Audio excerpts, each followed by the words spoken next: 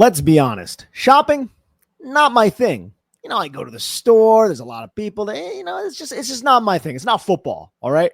I spend way too long scrolling websites just looking for something simple like a nice pair of jeans. And I'm either overwhelmed by all the choices or can't find anything my style and end up with stuff that doesn't fit and doesn't work. That's why I use Stitch Fix. You just take a quick style quiz, share your size, your vibe, and your budget, and boom, you're matched with a real human stylists who handle the rest. They take care of the work for you. They send you a fix box with clothes that actually fit and make sense for your life, work, weekends, whatever. It saves you time. You look great, and you don't even have to think about it. That's the best part. It's no risk, all style. Try it all on in the comfort of your home. Keep what works, send back the rest. Free shipping and returns, always, and no subscription required.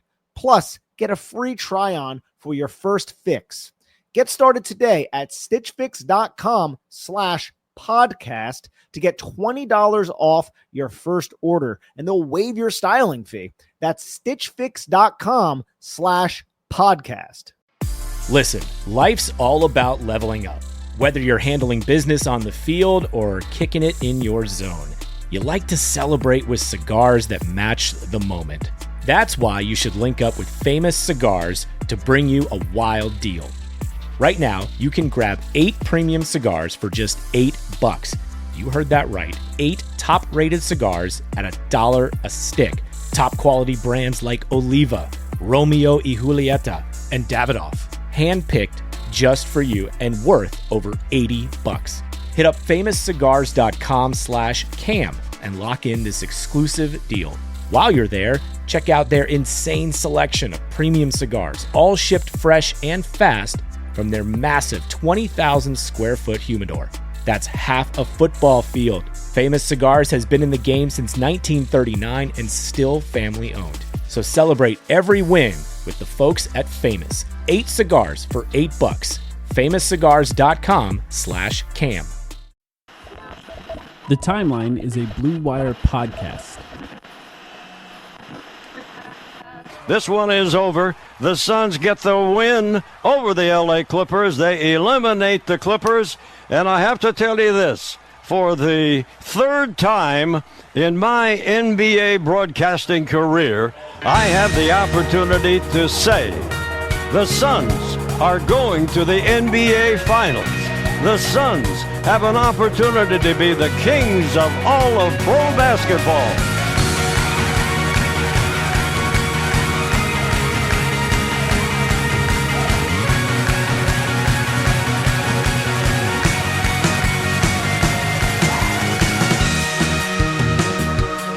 The Phoenix Suns, our Phoenix Suns, never in doubt, are now in the 2021 NBA Finals. Welcome to the Timeline of Phoenix Suns podcast. My name is Mike. I'm here with Sam. Sam, how you doing? 1976, 1993, 2021. I'm doing great, Mike. It's insane. I'm doing great. Here we are. It's past midnight, East Coast time. I have to go to bed after we do this. I don't know how that fuck that's going to happen. A night that will go down in Suns history, a year that will go down in Suns history, that Suns fans will always remember alongside those other 2 years. No matter what happens next, there's plenty of work to be done. But we just witnessed a legendary performance, and it all starts with Chris Paul. Yeah. I mean, ultimately, I kept saying it over and over and over again. The Suns needed their 2 best players to make shots because of the way the Clippers played defense, and boy, did they. Chris Paul in L.A., a place that he's played more than anywhere else in his career, just absolutely took it to the Clippers in a way that, he hadn't done since the Nuggets series when he did that to the Nuggets for a few games in a row. I would say that he's back now, right? He looks better. After the game, I don't know if you saw this, he said he got an MRI on his wrist yesterday to make sure there wasn't, I guess he had a wrist problem, and then he went 7 for 8 from 3. Always stuff going on with these guys that you don't know behind the scenes. But the fact that some of you doubted this guy, Some of you doubted this guy after the last few games, and I'll be honest, I did not expect 41 points, 8 assists on 16 of 24 shooting in a closeout game. I'm not going to lie. I didn't expect that from Chris Paul tonight. But, I mean, what is there to say? I hope there's more than that. I don't know. I'm struggling here to gather my thoughts a little bit because it's just like Jesus. I mean, that he was perfect. He was perfect. That's really all there is to say about his. If we're just talking his performance tonight, I know the playoffs have been up and down. I mean, I guess there was a catharsis. Not just like forget the game for a second, but there was just a catharsis. We had to wait. Like usually we record right after the final buzzer, 5 seconds after, 30 seconds after. We had to wait and just watch all the interviews this time because there was a catharsis in watching Chris Paul, the way he interacted with his teammates, the way he cut off Rachel Nichols in the initial interview to be like, I want to go hang out with my teammates, and then obviously talk to her a couple minutes later. It means so much. This guy wanted this badly. And now he's finally here. He sees the moment. He needed to prove that he could do it. And now he's here. He's got one more round. But this is a legacy-defining moment for Chris Paul. Can I just point out the absurdity of Rachel Nichols being there when they celebrate this? It's a very she doesn't even go here moment. Like you're just like looking around like what? Well, what is she doing here? This is that's a great point. This is a joyous night of celebration. I'm not trying to have too many people catch strays here, but I did think it was funny. Robert Sarver being the guy to kind of take the mic. He's the owner. Yeah, he's the owner. That always happens. Being the first guy to speak. There were other people I wanted to hear from. I wanted to hear from James Jones and Monty Williams, man. Two guys who reset the culture in Phoenix successfully. And just, I like, you know, I don't think they've been given enough credit still to this date. I don't think people talk about them enough. Certainly not James Jones. Yeah. Certainly not James Jones. Some of the narratives we still get written out there. It was just nice to see a James Jones appearance tonight. I saw him talking to Campaign. Celebrating with Campaign. I don't know what the two of them were saying to each other, but Champ. If you want an angle right there, you're a national writer out there. You want something to write about. I feel like there are still a lot of storylines with this team that here we are. It's July. We're in the finals, and there are still a lot of things left to be said about the Phoenix Suns this year. Yeah. James Jones is just one of those. He's just one of those. 3 years ago, DeAndre Ayton was drafted. The next day, you and I recorded the very first episode of this podcast. Excited. It was called Episode 1, A New Hope. Obvious Star Wars joke there, but there was a new hope in Phoenix. The idea of the number 1 overall pick now playing for the Suns, Devin Booker potentially having a teammate. I should say, by the way, DeAndre Ayton and Mikal Bridges were drafted. But Devin Booker finally having a teammate that could match his star power. The Suns then won 19 games that season, and we recorded a podcast every single week, including a retrospective podcast on the last time the Suns made the finals, which was in made the playoffs, which was in 2010, a 10-year playoff drought. It was kind of a bad year for the Suns. They ended up getting the 6th overall pick after that, and then, of course, that was traded for Dario Saric and Cam Johnson. But the main thing that happened is Ryan McDonough was fired, and James Jones made it a priority for this team to fix the culture. It was clear that James Jones understood that things were backwards in Phoenix. He knew they needed a new practice facility. He knew they couldn't practice under the gym in their basement dungeon they used as a practice facility. He knew they needed a coach that the players could rally around, someone with experience, someone who's coached in the playoffs, and someone who's won before. He knew that they needed players to surround Devin Booker and DeAndre Ayton who had won in the past, players who have experience, whether that be college experience, making an NCAA championship with Mikal Bridges, or going further or going far in the tournament like Cameron Johnson. Or someone like Chris Paul. He made one of the most dramatic moves, a move that won him Executive of the Year. Mind you, the Suns could have ran it back. In fact, half the people listening to this would have liked if they just ran it back after last year. And I know this because I asked on Twitter, and that's exactly what happened. More than half the people that voted on whether or not the Suns should even entertain the idea of trading for Chris Paul, and the majority were against it. But James Jones still understood exactly what this team needed, which was another star next to Devin Booker, another leader, someone who could understand exactly what Monty Williams wanted to do as a coach, and look where they are now. An incredible run for a general manager to just turn this team around from a 19-win team to the NBA Finals in 2 years. Incredible. He guided this team with an you need this as a GM, but he guided this team with an uncommon, unusual level of conviction. You always need conviction as a GM, but James Jones, I think, really has proven himself as a cut above in that realm with some of the unpopular moves he's made. This entire run is remarkable to me because so many people are rooting for the Suns now, but it's kind of a slap in the face to so many national media members who have given stupid takes about this team over the years. It's also a slap in the face to large sections of NBA Twitter who have routinely crapped on James Jones's transactions for the past couple of years, whether that was trading TJ Warren for cash, the Ricky Rubio, Kelly Oubre moves, obviously that led to the Chris Paul trade, drafting Cam Johnson, drafting DeAndre Ayton over Luka Doncic even. I mean, there's a million of them. To have it all culminate into an NBA Finals run so soon, Robert Sarver even said this. He was like, I don't think our fans expected it to be so soon. No shit. I didn't expect it to be this soon. I had some level of faith in that, the Suns were going to be a playoff team this year. They were going to build off that. They had young players. But, this is crazy, man. This is crazy. Yeah. And as good of a shot as it gets. We don't even know who the opponent is, but as good of a shot as it gets to capitalize for Devin Booker, for Chris Paul, for all these guys.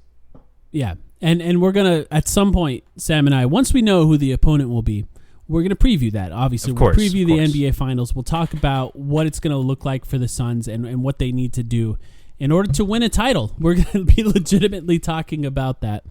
But these types of games, these closeout games, are where heroes are born. These are the types of things that 20 years from now, in fact, I should say 28 years from now, people tonight are talking about when the Phoenix Suns beat the Seattle Supersonics, by the way, a team that does not even exist anymore, to make it to the NBA Finals the last time they made the finals.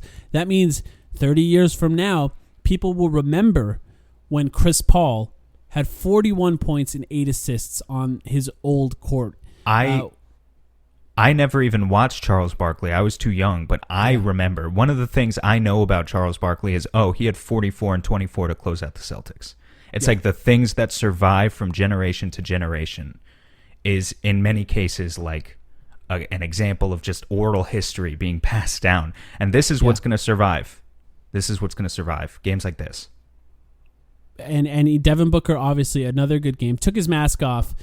Struggled a little bit after being elbowed in the nose by Paul George. But one person I don't want people to forget after tonight, Torrey Craig, who only had 3 points, was a plus 28, and it was the loudest plus 28, the loudest 3 points that I think you could have.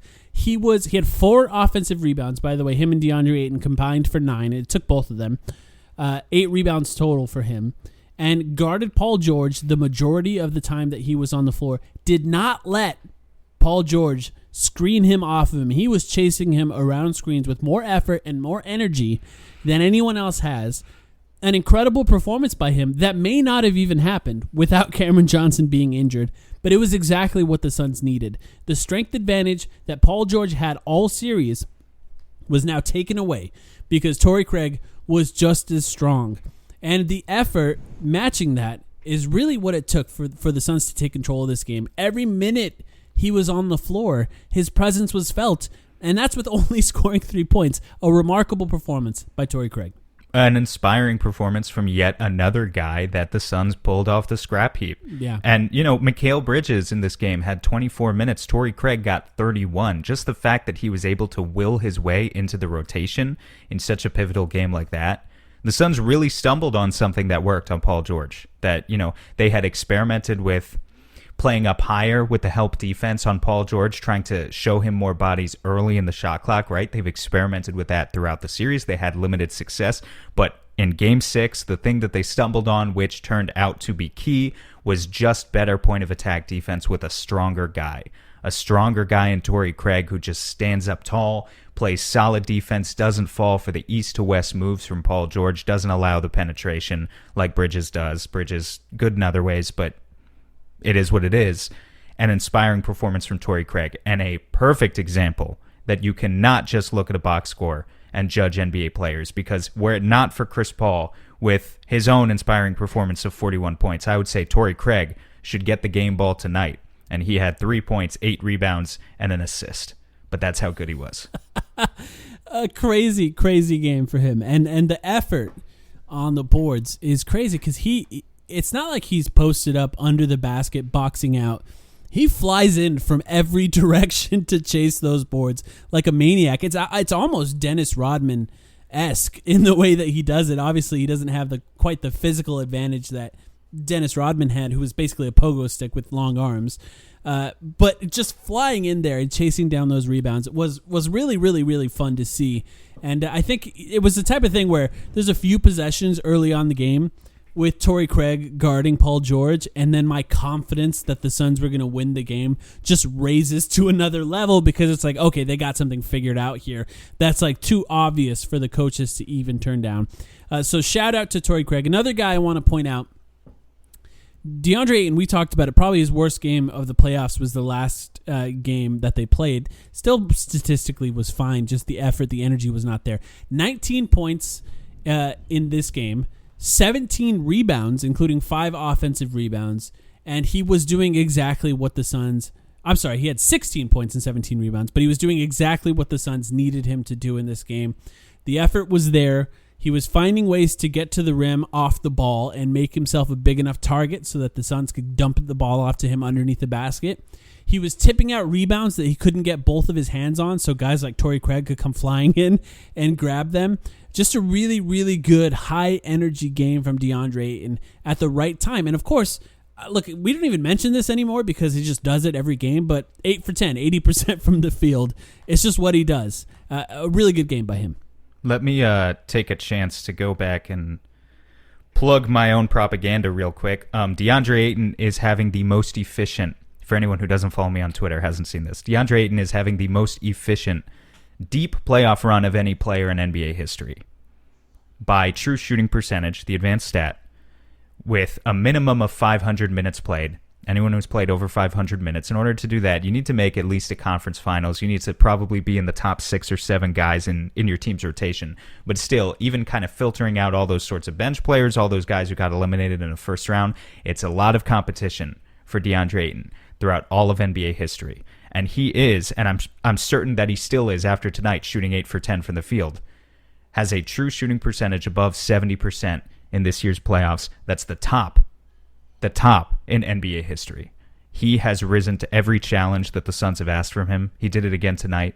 I think it was important to note the Suns got him the ball. They looked for him, but they looked for him in ways that suited the flow of the offense and were a little bit earlier in the shot clock. The pace was amazing tonight. We don't have to get bogged down, I think, with the details of strategy here because it's less relevant after you win, to be honest. But the pace was better tonight, and I thought the Suns were smart about how they looked for DeAndre Ayton in certain ways, not just forcing it to him, dumping the ball necessarily, but an incredible run. In case you're curious, but Mike, the other top 5 guys there that I listed for most efficient playoff runs of all time, it was LeBron James in 2014, Al Horford in 2017, Kevin McHale, 1988, and Kevin Durant with the Warriors in 2017, and then DeAndre Ayton. People try to downplay this guy by saying that he's getting the vast majority of his shots at the rim. I can tell you right now, there is a very easy way you can debunk that clear bullshit argument. It's because if it was so easy to be a finisher on the level of what DeAndre Ayton has given us in the 2021 playoffs, other finishers would have done this before. Yeah. They haven't. Go look at any team in NBA history. They haven't. Right. I think the guys you can point out sort of that play like that are that efficient, DeAndre Jordan, for example, had never met those marks. If DeAndre Jordan can't do it, then it's definitely not easy. And DeAndre Tyson Tyson Another Chandler, guy yeah, exactly. can't do it. And then and on top of that, you look at guys like a DeAndre Jordan, Tyson Chandler, Rudy Gobert, for that matter, a modern comparison. We've seen these players are not what Ayton is. Ayton is a more skilled player than that. He broke down small ball today with multiple post-ups in the first quarter to get the offense going for the Suns. Mm-hmm. He at just 22 years old is a tremendous talent. And he's a limited player in some ways. I'm not afraid to continue to say that he's a limited player in some ways. Yeah. But what is so important that we try to do, at least, is talk about the ways that you can set up the best situations for him. He's a great player. He's a great player with a fantastic skill set. You have to still optimize that skill set. And I'm really impressed with the way Monty Williams has done that this season. Chris Paul, Devin Booker as well.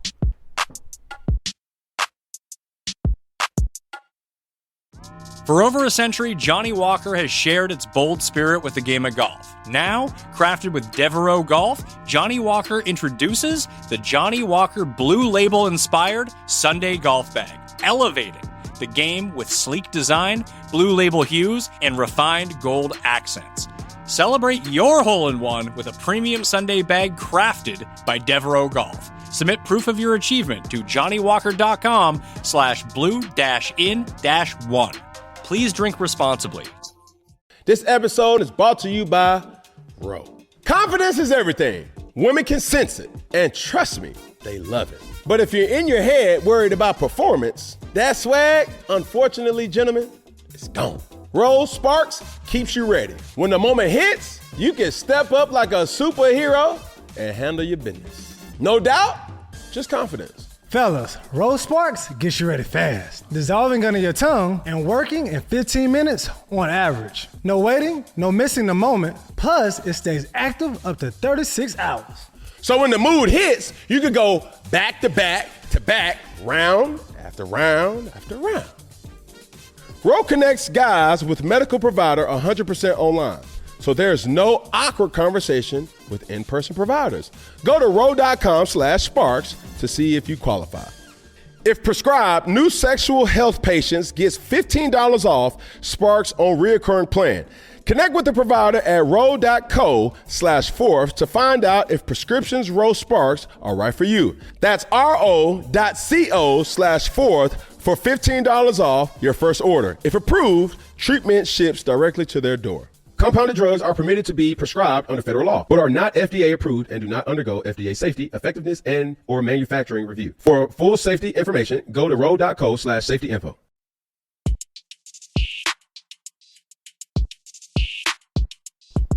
Devin Booker is in the NBA Finals. I mean, I just want to reiterate that. Devin Booker, the guy who they said did not affect winning, the guy who they said, is he a good player? A looter in a riot, if you will. Empty stats. Someone should get Bomani Jones suspended off Twitter tonight. Not a game changer. Yeah. if they haven't tried it already.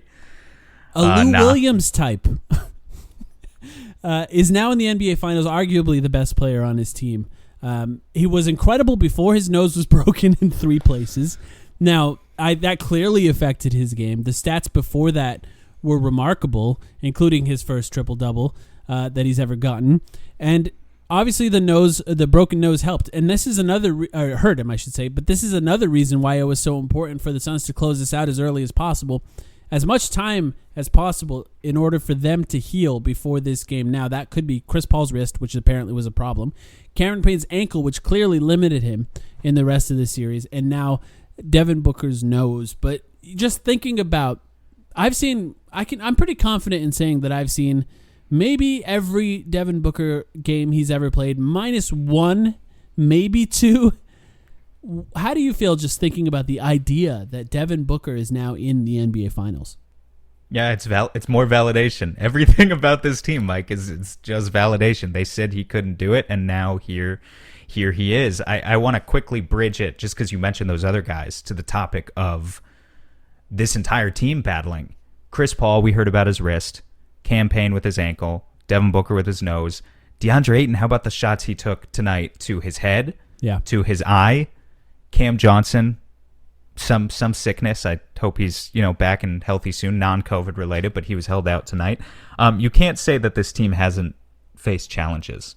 I'm not naive enough to not understand what's going on here. Kawhi Leonard was a massive guy to miss for the Clippers for an entire series. Jamal Murray for the Nuggets. Anthony Davis in spurts for the Lakers. I'm not naive to deny that those are, it's logic.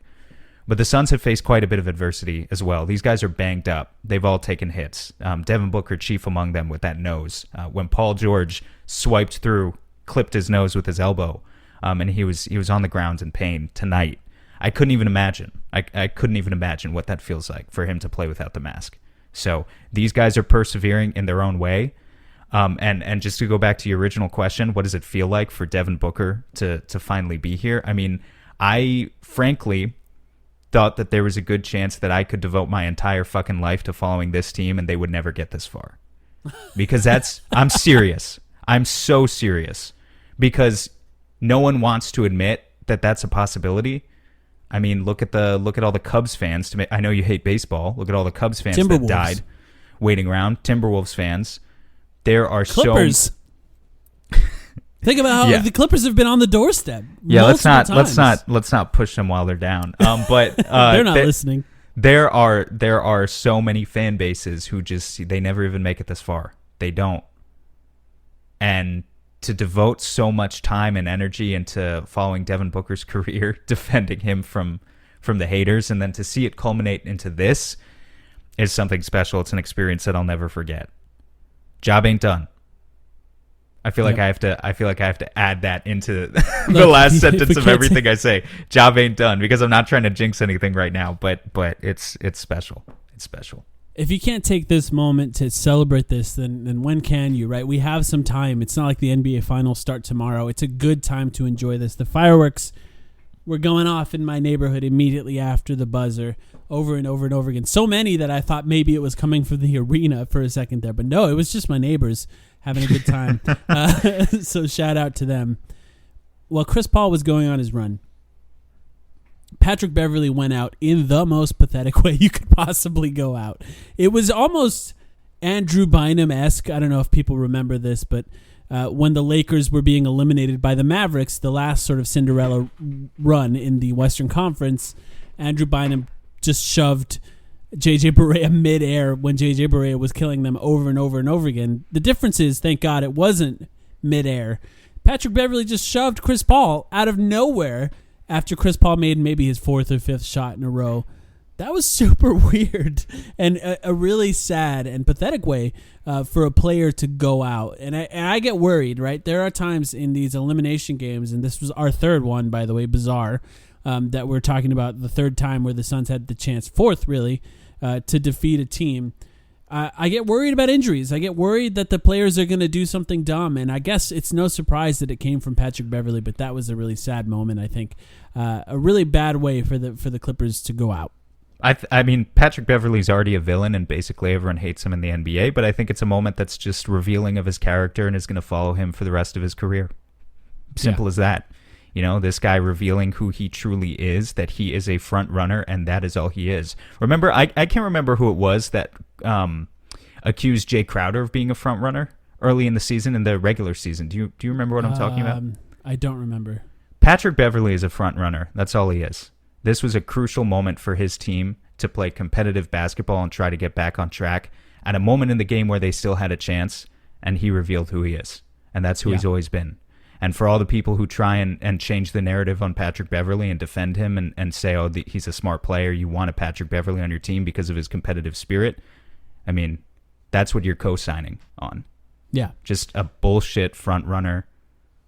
Yeah, that's all he is. We don't have to devote any other energy to that guy. It's one of those things that you'll remember from this game as well, because it was so bizarre. It came during a timeout and completely, like a pretty hard shove from behind. Chris Paul completely not expecting it. It was bizarre.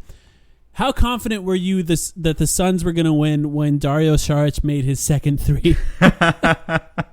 Yeah, I mean, that was awesome. Dario played here 8 minutes tonight and plus 8. I mean, I just thought it was a really good sign that Dario could come in and they didn't lose those minutes. From that moment on, I guaranteeing anything. I think actually the bigger thing in the first half was before Chris Paul caught fire. Torrey Craig played good defense on Paul George all game, but kind of the story of the first half to me actually was Jay Crowder hitting big shots. Yeah. Remember in our pregame spaces, I forget who it was. I always forget who it is, so I'm sorry if you happen to be listening, but someone was asking us about how Jay Crowder had just shot 1 for 10 from deep in his last few games. Was he going to step up tonight? And I said, he's as bipolar a character as it gets. Like 1 for 10 from deep coming into a game like this is precisely the moment when a guy like Jay Crowder would step up. He shot 5 for 9 from deep tonight. And for all the adjustments that the Suns made, him making those big shots, I think he had 3 or 4 threes in just the first half alone, kept the Suns in the game at a time when, it was far from over. They hadn't run away with it yet. Chris Paul had not caught fire yet. So he was huge. 19 points overall on the night for Jay. Yeah. Big game. Huge game. Before the game, I said it to you, and I said it in our spaces, and then I said it again on Twitter. We need a Jay Crowder game.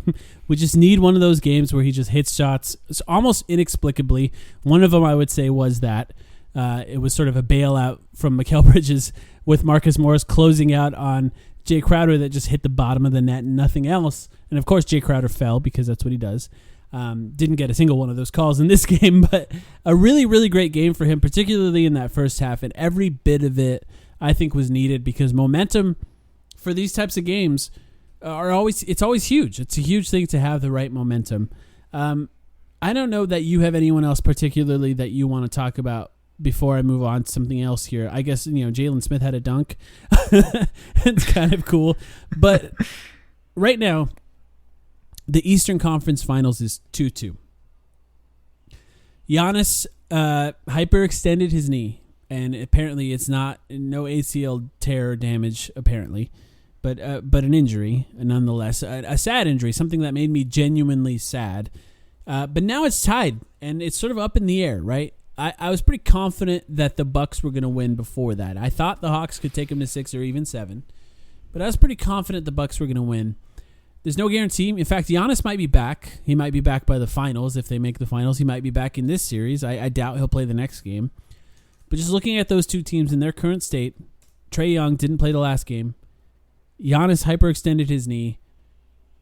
At this point, which of those two teams would you rather face in the NBA Finals? So I'll point out, hyperextended knee for Giannis, and it's a bone bruise for Trae, right? Right. We don't have a timetable on him. No, it either. Seems like they seem to be pretty confident that he was going to come back in the next game, but these types of reports in the playoffs they're always gaming something or other. It's impossible to know what's real and what's smoke. So I'll say with all sincerity first that it was a massive gut punch to me when Giannis went down. It affected me in a way that was a little bit different than these other guys. Not that I ever root for injuries with anyone, but it was different when you're going into a Denver series and Jamal Murray's already been out for 3 months, so you know what to prepare for. It was different when Anthony Davis goes down, frankly, in the Lakers series, but Chris Paul has been hurt as well, and you don't necessarily. It's an advantage. You understand it's an advantage, but it was a little bit different with Giannis.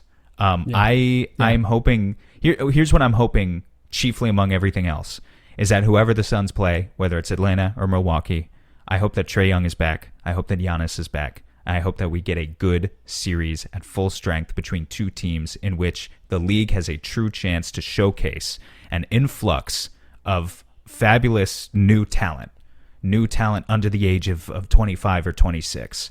And give a strong rating showing. Not that we have to defend the ratings. And if this doesn't happen, a ring is still a ring. A banner is still a banner. It does put the Suns in a little bit of a lose-lose situation, though. If that happens, you understand where, if they theoretically were to. It just doesn't feel quite as satisfying, frankly. Yeah. There's something about it. A ring is a ring. A banner is a banner. You can't take away what this Suns team has gone through. In 10 years, no one will remember or even give a shit.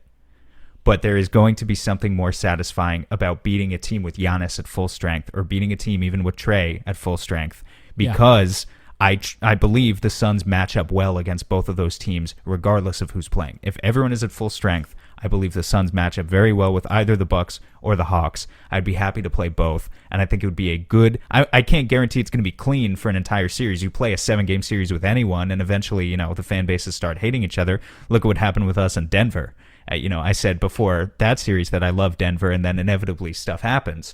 But I just think it would be a good series. Good series for the league either way. And that's what I'm rooting for. Yeah, I think it's an interesting thing to think about the prospect of either of those teams. The Bucks clearly have more talent, in my opinion, and but they have a worse coach. And the Hawks have less talent but a better coach, so it's just kind of interesting, whether or not...